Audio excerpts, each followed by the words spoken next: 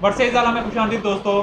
कानून शहादत ऑर्डर का जो हमने एक सीरीज स्टार्ट की है, इतने इसके आर्टिकल है 164, उनको तमाम को आसान उर्दू ज़ुबान में और मिसाल देकर इलस्ट्रेशन के साथ आपको समझाने की कोशिश कर रहे हैं। आर्टिकल 44, आर्टिकल 44 दोस्तों ये कहता है accused person to be liable to cross examination, यानी जो भी मुल्जमान हैं, all accused person including an accomplice shall be liable to cross examination, यानी जो मुलजमान हैं और उनका जो अकम्पलिस जो शरीक जुर्म होता है, यानी जिसने जो साथी होगा क्यों अक्यूज़ है, वो तमाम के तमाम लाइबल हैं कि उनके ऊपर क्रॉस एग्जामिनेशन होगी। क्रॉस एग्जामिनेशन का क्या मतलब है? उनके ऊपर जिरा होगी। आपको जो CRPC की अगर आपको प्रैक्टिस पता है, मालूम होगी, तो आपको पता है कि मुलजिम का 342 का बयान होता है। जब प्रोसिक्यूशन अपना गवाहों को ख़त्म कर देती है, प्रोसिक्यूशन के विटनेस का जब कंप्लीट हो जाती है जीरा उनका बयान, तो उसके बाद 342 CRPC के तहत मुलजिम का बयान होता है। अगर मुलजिम खुद विटनेस आना चाहे तो, या किसी को अपना गवाह पेश करना चाहे तो वो अपने मुलजमान को यानी अपने गवाहों को पेश कर सकता है। तो कोई भी अगर ट्रायल चल रहा है, अगर मुलजिम विटनेस है और उसके अगर साथी कोई मौजूद है, तो तमाम के तमाम के ऊपर फिर क्रॉस एग्जामिनेशन होगी, जीरा होगी। जीरा से मुराद किस तरह होता है कि अगर कोई मुलजिम है, 2-3 मुलजमान उन्होंने गिरफ्तार करे हैं डकैती के केस में, रॉबरी के केस में, अब उन तीनों का मौक़िफ़ ये है कि जी हमने चोरी नहीं की और हमने डकैती नहीं की, तो अब उनके इस बयान जो उन्होंने पूरा रिकॉर्ड करवाया है और इस स्टेटमेंट्स के ऊपर फिर क्या होगा, अदालत के अंदर उसकी जिरा भी होगी, क्रॉस एग्जामिनेशन होगी। ये बात आर्टिकल 44 के अंदर बताई गई है। आर्टिकल 45 क्या कहता है? Admission not conclusive proof but में स्कोपल। तो दोस्तों कंक्लूसिव प्रूफ का मैं अगर आपको याद हो, हमने फर्स्ट लेक्चर में पढ़ा है कि कंक्लूसिव प्रूफ एक हतमी सबूत होता है, हतमी फैक्ट होता है। तो आर्टिकल 45 कहता है जो एडमिशन है ये हतमी इस तरीके से कंक्लूसिव प्रूफ तो नहीं है, लेकिन ये क्या रोल प्ले करते हैं? बेस्कोपल, यानी अगर किसी ने एक दफ़ा एडमिशन कर लिया है, किसी बात का इकरार कर लिया है, तो वो उस एडमिशन से मुकर नहीं सकता। यानी बिलफर्ज A और B के दरमियान कोई केस चल रहा है, अब A कहता है कि B ने मेरे पैसे देने हैं और इसने एडमिशन भी किया हुआ है, एडमिट भी किया हुआ है। एडमिट किसने क्या किया? उसने किसी तीसरे शख्स के सामने एडमिट किया था, या उसने कोई रिटर्न एग्रीमेंट के अंदर एडमिट किया था कि मैंने तुम्हें A के मैंने पैसे देने हैं। तो अगर कोई शख्स एक दफ़ा एडमिशन कर लेता है, किसी बात को तस्लीम एडमिट कर लेता है, तो उसको उस बात से फिर मुकर नहीं सकता। ये बात बताई गई है आर्टिकल 45 के अंदर कि इसके ऊपर स्कोपल का जो रूल है वो उसके ऊपर अप्लाई होगा। अब आ जाते हैं आर्टिकल 46 के ऊपर कि cases in which statement of relevant fact by person who is dead और can not be found is relevant. General rule कानून का क्या है कि अगर कोई शख्स कोई स्टेटमेंट देता है तो वो अपने बिहाफ के ऊपर दे सकता है, किसी दूसरे शख्स के बिहाफ के ऊपर स्टेटमेंट काबिल कबूल नहीं होती। मिसाल के तौर पर एक शख्स के कि जी अकरम ये कहता था, असलम ये कहता था, या मेरे गाँव का फलां चौकीदार ये फलां बात करता था, या उसने ये बयान दिया था, तो किसी के बिहाफ के ऊपर बयान अदालत में काबिल कबूल नहीं है। हर शख्स अपने हद तक बयान दे सकता है। लेकिन आर्टिकल 46 है, उसके अंदर एक एक्सेप्शन बता दी गई है कि वो कौन सी एक्सेप्शन है कि किसी के बिहाफ के ऊपर अदालत में बयान रिकॉर्ड करवाया जा सकता है कि यानी अदालत में कि जी फलां शख्स ने ये बात करके गया था और ये थी। अब अदालत में कोई ऐसा, वो कौन सी सूरतें हैं कि किसी के बिहाफ के ऊपर ऐसा बयान अदालत में काबिल कबूल है, वो बात बताई गई है आर्टिकल 46 के अंदर। अगर आप इसको पढ़ते हैं, इसकी हम वर्डिंग पढ़ें, स्टेटमेंट रिटन और वर्बल, यानी रिटन से मुराद तहरीरी सूरत में अगर कोई स्टेटमेंट मौजूद है, वर्बल ज़ुबानी कोई मौजूद है, हु इज़ डेड यानी जो फोत हो चुका है, मर गया है, और who can not be found या ऐसा शख्स जो मिल नहीं रहा, और who has become incapable of giving evidence या ऐसा शख्स जो काबिल ही नहीं रहा कि वो गवाही दे सके। बिलफर्ज एक शख्स मफलूज हो गया, ज़ुबान मफलूज हो गई, बहरा हो गया, अंधा हो गया, कोई ऐसी जिस्मानी हालत में चला गया, पागल हो गया, ठीक है, अब वो इस काबिल नहीं है कि एविडेंस दे सके। और whose attendance can not be procured without any amount of delay or expenses which under the circumstances of the case appear to the court unreasonable। यानी अगर कोई शख्स ऐसा है कि जिसको अगर अदालत बुलाना चाहे तो वो बहुत ज़्यादा उसके ऊपर खर्चा होगा या बहुत ज़्यादा टाइम लग जाएगा। कोई ऐसा शख्स है अगर उसकी स्टेटमेंट रिकॉर्ड करनी है, लेकिन वो ऐसी इतनी दूर मौजूद है या ऐसी उसकी हालत है कि अगर अदालत उसको बुलाती है बहुत ज़्यादा टाइम ज़ाया हो जाएगा, बहुत ज़्यादा खर्चा होगा, तो ऐसे शख्स की बिहाफ के ऊपर भी स्टेटमेंट रिकॉर्ड की जाती है। अब कौन से वो 4 लोग हैं? अगर कोई शख्स फोत हो गया है, अगर कोई शख्स मिल नहीं रहा, अगर कोई शख्स इनकेपेबल हो गया है कि यानी वो गवाही देने के काबिल नहीं रहा, तो उसके बिहाफ के ऊपर स्टेटमेंट रिकॉर्ड करवाई जा सकती है। और या अगर कोई शख्स, जो चौथी किस्म कौन सी है कि अगर कोई शख्स क्या नाम है, अगर उसको अदालत बुलाती है तो उसका एक्सपेंसेस बहुत होंगे और टाइम बहुत ज़्यादा ज़ाया होगा, तो ये 4 अगर लोग ये सूरत हाल है तो इनके बिहाफ के ऊपर स्टेटमेंट रिकॉर्ड करवाई जा सकती है अदालत में, जो कि रेलिवेंट होगी। डाइंग डिक्लेरेशन, अब जो हम डाइंग डिक्लेरेशन का हमने पिछले लेक्चर में भी पढ़ा था, आर्टिकल 46 क्लॉज 1 इसकी डाइंग डिक्लेरेशन को डील करती है। इससे मुराद ये है कि अगर एक शख्स था, उसको किसी ने ज़ख्मी कर दिया, वो रेस्क्यू 112 की वैगन में बैठा है, एम्बुलेंस में बैठा है। अब वो बयान रिकॉर्ड करवा रहा है कि जी फलां शख्स आया और बी आया या सी आया, फलां शख्स आया, उसने मुझे मारा, मुक्का मारा, उसने मुझे खंजर मारा, गोली मारी। अब वो एम्बुलेंस में बैठ के ये बयान रिकॉर्ड करवा रहा है, उस एम्बुलेंस में कोई डॉक्टर मौजूद है या कोई पुलिस ऑफिसर इस तरीके से मौजूद है, उसके सामने उसने ये स्टेटमेंट रिकॉर्ड करवाई। कोई भी शख्स उधर मौजूद हो सकता है, तो उसके सामने वो उसने बयान रिकॉर्ड करवाया और बयान रिकॉर्ड करवाने के बाद उसकी डेथ हो जाती है। अब वो पुलिस ऑफिसर जिसके सामने उसने ये बयान दिया, वो डॉक्टर, वो कोई तीसरा शख्स जिसके सामने उसने ये बयान दिया कि जी फलां शख्स ने मुझे मारा और उसकी वजह से मैं ज़ख्मी हो गया, ये हो गया। अब वो जो शख्स मर चुका है उसके बिहाफ के ऊपर ये पुलिस ऑफिसर, डॉक्टर और तीसरा शख्स अदालत में बयान रिकॉर्ड करवा सकते हैं। ये बात बताई गई है आर्टिकल 46 और क्लॉज 1 के अंदर, और इसी को डाइंग डिक्लेरेशन कहते हैं। अगर कोई डाइंग डिक्लेरेशन का सवाल आ जाता है, कोई पूछता है तो कि कौन सा आर्टिकल डील करता है, तो आप उसको बता सकते हैं आर्टिकल 46 और उसकी क्लॉज 1। इसके अंदर दोस्तों एक और बात जो बात बताई गई है, अगर आप इसको पढ़ें आर्टिकल 46 को, अगर कोई स्टेटमेंट बनाता है शख्स, बताई जैसे वो अपनी कॉज ऑफ डेथ, अपनी मौत की वजह बयान करता है कि फलां शख्स ने मुझे गोली मारी, तो ये वाली स्टेटमेंट रेलिवेंट होगी।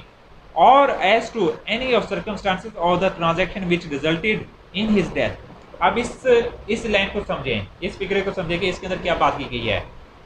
The circumstances of the transaction which resulted in his death, इससे मुराद ये है दोस्तों कि एक ऐसा शख्स जो अभी तक मरा नहीं था, ना जख्मी था, ठीक है। मिसाल के तौर पर एक शख्स है ए, वो अपने दोस्त बी को बता के जाता है कि यार मैं कराची जा रहा हूँ, तो उधर एक बंदा है डी, उसने मेरे पैसे देने थे, अब वो पैसे उसने मुझसे ले लिए, अब दे नहीं रहा, मैं पैसे मांगता हूँ, मुझे धमकी देता है, कहता है कि तू आ जा, ये कर लो, जो मर्जी मेरा कर ले, मैं तुम्हें पैसे नहीं दूंगा, ठीक है। अब मैं उससे कराची जा रहा हूँ पैसे लेने के लिए। अब वो अपने दोस्त बी को बता के गया ये बातें। अब कराची के अंदर उसका मर्डर हो जाता है और इल्ज़ाम लगता है बी के ऊपर। अब ट्रायल चलता है। अब वो उसका जो दोस्त बी था वो स्टेटमेंट ये रिकॉर्ड आके करवा सकता है एज ए डाइंग डिक्लेरेशन के जी जब मेरा दोस्त सही हालत में मौजूद था, मैंने उससे पूछा कि यार तू कराची क्यों जा रहा है, तो उसने बताया कि यार इस तरीके से डी एक शख्स है, वो मेरे पैसे नहीं दे रहा, मुझे धमकियाँ देता है और ये करता है, तो मैं उससे पैसे लेने जा रहा हूँ। तो अब उस शख्स का जो उसने दोस्त के सामने बयान रिकॉर्ड करवाया वो अभी जख्मी नहीं था, जैसे हमने पहले मिसाल में पढ़ा कि जख्मी हालत में एम्बुलेंस में मौजूद है, अस्पताल में मौजूद है, तो वो डाइंग डिक्लेरेशन उसकी, वो कोई स्टेटमेंट रिकॉर्ड करता है तो वो डाइंग डिक्लेरेशन है। लेकिन सर्कमस्टांस है इसके अंदर, वो शख्स जख्मी नहीं है, ना भी वो मरा है, लेकिन उसने एक किस्म का कॉज, अपना सर्कमस्टांसेस कॉज बता दिया कि वो कराची जा रहा था और कराची जाकर उसने पैसे लेने हैं और ये करना है। अब कराची में वो कत्ल हो जाता है और उसको इल्ज़ाम लगता है वो जिसने उसके पैसे देने थे। अब वो जो बयान अपने दोस्त के सामने रिकॉर्ड करके वाकई गया था वो भी as it is dying declaration काबिल कबूल होगा अदालत के अंदर और उससे रेलिवेंट माना जाएगा। इसके अंदर दूसरी दोस्तों बात ये बताई गई है कि डाइंग डिक्लेरेशन के अंदर ये ज़रूरी नहीं है कि एक शख्स जो है वो बयान रिकॉर्ड करवा रहे हैं एम्बुलेंस के अंदर कि जी फलां शख्स ने मुझे मारा और उसने गोली मारी और मैं ज़ख्मी हो गया, ये हो गया। अब इसका उस शख्स का फ़ौरन मरना ज़रूरी नहीं है कि वो अस्पताल जाके मर जाए। अब वो महीना भी ज़िंदा रह सकता है, 2 महीने भी ज़िंदा रह सकता है, 3 महीने भी ज़िंदा रह सकता है, ठीक है। अब वो 3 महीने बाद मर जाता है, जबकि उसने बयान रिकॉर्ड करवाया था एम्बुलेंस के अंदर जब वो ज़ख्मी था।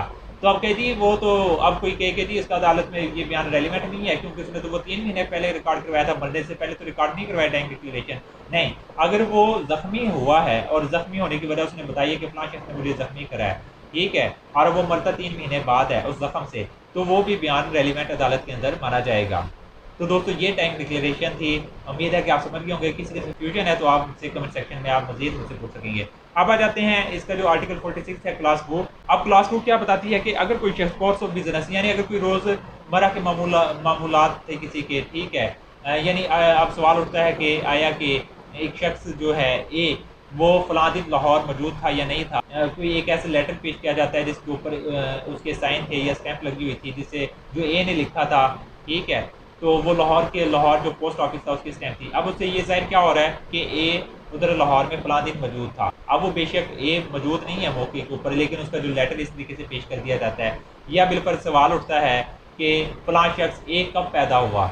अब एक डॉक्टर साहब थे, वो अपने अस्पताल में जो भी बच्चा पैदा होता था उसका रिकॉर्ड रखते थे, मेंटेन करते थे। अब एक की पैदाइश से मुतल्लिक सवाल है कि वो कब पैदा हुआ। अब उस डॉक्टर साहब की वो डायरी को लेकर आया जाएगा, उस डॉक्टर साहब की डायरी के अंदर एक की तारीख पैदाइश लिखी होगी, तो ये अदालत के अंदर रेलिवेंट होगा। अब उसकी डायरी जो मेंटेन करना वो क्या है, कोर्स ऑफ बिजनेस था। अब कोर्स ऑफ बिजनेस के दौरान उसने जो डायरी मेंटेन की है, और अब डॉक्टर साहब मौजूद नहीं थे, ये ना ये मौजूद है, तो लेकिन एक ही पैदाइश के ऊपर सवाल उठा, तो वो जो डायरी है डॉक्टर साहब की वो रेलिवेंट होगी as a course of business. अब आ जाए आर्टिकल 46 का क्लास 3 की तरफ। ऐसी स्टेटमेंट जो कोई शख्स देकर गया जो उसके इंटरेस्ट के खिलाफ थी, तो वो स्टेटमेंट भी रेलिवेंट होगी। मिसाल के तौर पर ए ने पैसे बी के देने हैं या नहीं देने, ठीक है। अब ए फोत हो चुका है, लेकिन सवाल उठ पड़ता है कि बी उसने बी के पैसे देने थे या नहीं देने थे। तो अब ए का जो दोस्त था वो इकरार करता है कि जी ए मेरा दोस्त बड़ा क्लोज था, उसने मुझे बताया था कि उसने बी के पैसे देने हैं। अब ए की ये जो स्टेटमेंट थी वो उसके इंटरेस्ट के खिलाफ जा रही थी, ठीक है। अब उसकी ये स्टेटमेंट, जो शख्स को अगर स्टेटमेंट देता है जो कि इसके अपने इंटरेस्ट के खिलाफ जा रही है, तो ऐसी स्टेटमेंट भी अदालत के अंदर रेलिवेंट मानी जाएगी। आर्टिकल 46 की क्लास 4 की तरफ आ जाते हैं। अगर किसी शख्स को पब्लिक राइट, अवामी हकूक, किसी कस्टम खास रवाज से मतलब किसी शख्स को अगर किसी खास रवाज, किसी रस्म से या किसी खास राइट से मतलब किसी को इल्म था, तो उस शख्स की स्टेटमेंट भी अदालत में रेलिवेंट होगी। मिसाल के तौर पर सवाल उठता है कि आया कि ये जो रोड है किसी गांव के अंदर, ये अवामी रोड है या किसी शख्स की मलकियत है। अब उस गांव का नंबरदार था 50 साल पुराना। अब उस नंबरदार का कोई ऐसा रिकॉर्ड, कोई ऐसी स्टेटमेंट, कोई ऐसी तहरीर पेश की जाती है जिससे साबित हो जाता है कि नंबरदार ने कहा था कि जी ये रास्ता है, ये अवामी है, ठीक है। अब वो नंबरदार ज़ाहिर बात है उस इलाके का था, उसे उस कस्टम का पता था, उस राइट का पता था अपने गाँव की। तो उस शख्स की, उस नंबरदार की जो स्टेटमेंट थी, उसका जो रिकॉर्ड था, जो उसने तहरीरी सूरत में अपने पास रखा हुआ था, तो उसकी उस स्टेटमेंट को अदालत में बतौर रेलिवेंट फैक्ट माना जाएगा और तस्लीम किया जाएगा कि जी बाकी उस नंबरदार की ये स्टेटमेंट रेलिवेंट है। अब आए आर्टिकल 46 की जो क्लास 5 है कि रिलेशनशिप से मुतल्लिक किसी की स्टेटमेंट हो। रिलेशनशिप क्या होता है? ताल्लुकात होते हैं। मिसाल के तौर पर अब सवाल उठता है कि आया कि ए बी का ही बेटा है या नहीं। बी अफोत हो चुका है, ए किसका बेटा है? आया कि ए बी का बेटा है। अब ये सवाल मौजूद है। अब बी का ख़ास दोस्त था, बचपन का दोस्त, जो उसके साथ पूरी उम्र जिसने उसके साथ इकट्ठे गुजारे। बी का एक दोस्त था सी, जिसने पूरी उम्र उसके साथ गुजारी दोस्त। अब वो सी की स्टेटमेंट देता है और सी कहता है कि जी बी ने कई दफ़ा मेरे सामने इकरार करा था, यानी सी के सामने उसने एक माना था, इस बात को इकरार किया था जो ए है वो उसका बेटा है। अब वो सी की जो स्टेटमेंट है वो अदालत के अंदर रेलिवेंट होगी। किस सूरत में रेलिवेंट होगी? क्योंकि उनका रिलेशनशिप जो है वो आपस में मौजूद था। ये बात आर्टिकल 46 और इसकी क्लास 5 के अंदर बताई गई है, जहाँ रिलेशनशिप से मुतल्लिक सवाल होगा और जिसका किसी शख्स का खास ताल्लुक हो किसी मामला से, तो ऐसे शख्स की भी स्टेटमेंट अदालत में रेलिवेंट होगी। अब आ जाते हैं आर्टिकल 46 की जो क्लास 6 है, और is made in will or deed relating to in family affair. Family affair से मुतल्लिक किसी डीड है, कोई बिल है, बिल से मतलब कोई वसीयत है, कोई डीड है। कोई सवाल उठता है कि आया कि ये दादाजी वाकई ही अपने पोते के हक़ में वसीयत करके गए थे या नहीं करके गए थे प्रॉपर्टी की बाबत। अब जो दादा है, दादे का भाई ज़िंदा है, ठीक है, सगा भाई उसका ज़िंदा है। अब उसको पता था सारे मामला, वो उसके मामला अपने जो भाई था उसको वो डील भी करता था, देखता भी तो उसका सगा भाई था। अब उसका वो बयान देता है कि जी वाकई वो भी अपने पोते के हक़ में बिल करके गया था और देकर गया था। तो उसका बयान अदालत के अंदर स्टेटमेंट रेलिवेंट होगी। क्यों? क्योंकि उनका एक ताल्लुक एक ऐसा था और फैमिली अफेयर था और आपस में मामला थे, उनको फैमिली अफेयर का पता था। इसी तरह अब सवाल उठता है कि आया वही बेटे वाला सवाल अगर आप ले लें कि ए बी का ही बेटा है या नहीं, तो अब बी का जो बहन थी, बी की बहन अदालत में जो बयान देती है कि जी मेरा भाई था और मेरे सामने उसकी शादी हुई थी, फ़लाँ औरत से हुई थी शादी और मेरे सामने ये ए पैदा हुआ था और ये सी का बेटा है। तो अब वो फैमिली रिलेशन है, फैमिली अफेयर है। तो फैमिली अफेयर में अगर किसी शख्स को, फैमिली मैटर कोई भी हो सकता है, वो कोई डीड से मुराद कोई मुआहदा, कोई एग्रीमेंट से मुतल्लिक भी कोई फैमिली में जिस तरह आपस में कोई एग्रीमेंट हो जाता है, जैसे मैंने आपको मिसाल दी दादे पोते वाली, कोई विल वाला कोई मामला है, अदर मैटर है, फैमिली अफेयर है। तो फैमिली अफेयर वाले अगर कोई जहाँ मामला है, तो फैमिली अफेयर के अंदर खूनी रिश्तों के अंदर, जहाँ खूनी रिश्ते मौजूद हैं, तो उसके अंदर खूनी रिश्तों की गवाही अदालत में काबिल कबूल होगी। क्योंकि अंडरस्टूड सी बात है कि जो जैसे सिस्टम है कि बहन भाइयों को आपस में एक दूसरे के तमाम मामला का पता होता है, वो क्योंकि पूरी उम्र उन्होंने इकट्ठे गुजारी होती है, तो उनके आपस में एक दूसरे की जहाँ फैमिली अफेयर होगा, फैमिली रिलेशनशिप होगा, उनकी गवाही स्टेटमेंट आपस में काबिल कबूल होगी। ये बात बताई गई है आर्टिकल 46 और इसकी जो क्लास 6 है उसमें। अब है आर्टिकल 46 क्लास जो इसकी 7 है, when the statement is contained in any deed, will or other document which relates to any such a transaction as mentioned in article 26। Article 26 paragraph A. अब इसके अंदर बताया गया कि आर्टिकल 26 पैराग्राफ ए के अंदर जो बातें बयान की गई हैं, तो आर्टिकल 26 की जो क्लास ए है वो बताती है कि any transaction by which the right or custom in question was created, claimed, modified, recognized, asserted or denied or which was inconsistent with its existence. यानी कोई राइट या कोई कस्टम, कोई राइट क्रिएट किया जाता है, राइट को क्रिएट किया, उसको मॉडिफाई किया और उसको तस्लीम किया या उसको डिनाई किया, तो कोई भी ऐसा फैक्ट जो किसी राइट या किसी कस्टम से मुतलिक हो, जो इनका इकरार करे, जो इसको डिनाई करे, तो वो भी अदालत के अंदर रेलिवेंट फैक्ट माना जाएगा। अब मैं आपको मिसाल देता हूँ कि आर्टिकल जो 46 और इसकी जो क्लास है 7 उसके अंदर, और आर्टिकल 26 है और इसकी जो क्लास ए है उसके अंदर क्या रेलिवेंसी है। अब आर्टिकल 26 का जैसे मैंने आपको बताया कि किसी राइट या कस्टम से मुतलिक है, तो कोई ऐसा राइट या कस्टम, मिसाल के तौर पर सवाल उठता है कि आया कि ये जो तालाब है या इस तालाब से कौन फिश पकड़ेगा, एक तालाब है, इस तालाब में से फिश पकड़ने का हक किसका है, ये सवाल उठता है। अब ए है, एक शख्स ए है, वो अदालत में ऐसा डॉक्यूमेंट पेश कर देता है जिससे जाहिर होता है उसे 100 साल की लीज के ऊपर ये जो है उसको राइट दे दिया गया है। अब ये डॉक्यूमेंट जिसमें ए को राइट दिया गया है 100 साल के लिए, अब राइट क्रिएट हो रहा है ना, तो ऐसा डॉक्यूमेंट अदालत में रेलिवेंट होगा। और यही बात आर्टिकल 46 है और इसका जो क्लास 7 है। बिलफर्ज अब 100 साल पहले जो देकर गया था, बिलफर्ज किसी ने 50 साल पहले वो किसी ने ए के हक में वो लीज करी थी, अब वो बेशक वो शख्स मौजूद नहीं है, लेकिन उसका ने जो डॉक्यूमेंट जो राइट क्रिएट करके गया था ए के हक में, वो वैलिड होगा। यही बात आर्टिकल 46 है और उसकी क्लास 7 में बताई गई है।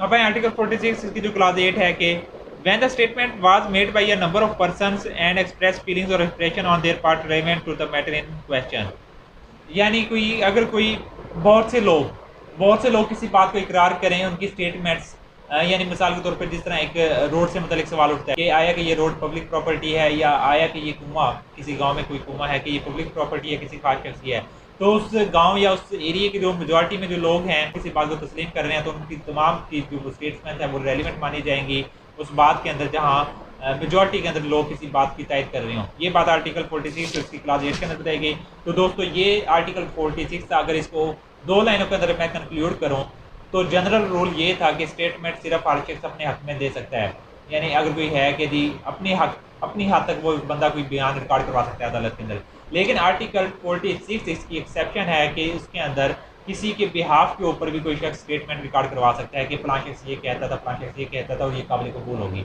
और वो कौन सी सूरत हाल है कि अगर गवाह फोत हो गया, अगर गवाह मिल नहीं रहा, अगर गवाह इनकेपेबल हो गया, यानी वो इस काबिल नहीं रहा कि वो गवाही दे सके, यानी पागल हो गया, या अगर कोई गवाह को बुलाने में इतना टाइम लगता है कि जिससे कि बहुत ज़्यादा खर्चा होगा और बहुत ज़्यादा टाइम ज़ाया होगा, इस सूरत में उनके बिहाफ के ऊपर स्टेटमेंट अदालत के अंदर रिकॉर्ड करवाई जा सकती हैं। और वो पूरा जो तरीक़ेकार है आर्टिकल 46 का, इसकी क्लास 1 2 3 4 5 6 7 8 इसको बताते हैं कि किस किस तरीके से उनकी स्टेटमेंट्स को अदालत के अंदर रिकॉर्ड करवाया जा सकता है और वह रेलिवेंट होगी। तो दोस्तों ये लेक्चर था। काइंडली हमारे चैनल को लाइक एंड सब्सक्राइब जरूर करें। कोई क्वेश्चन है तो आप कमेंट सेक्शन में पूछें हमसे, हम कोशिश करेंगे जवाब देने के लिए। अगली वीडियो तक के लिए दीजिएगा इजाज़त, मिलते हैं नेक्स्ट वीडियो में। शुक्रिया।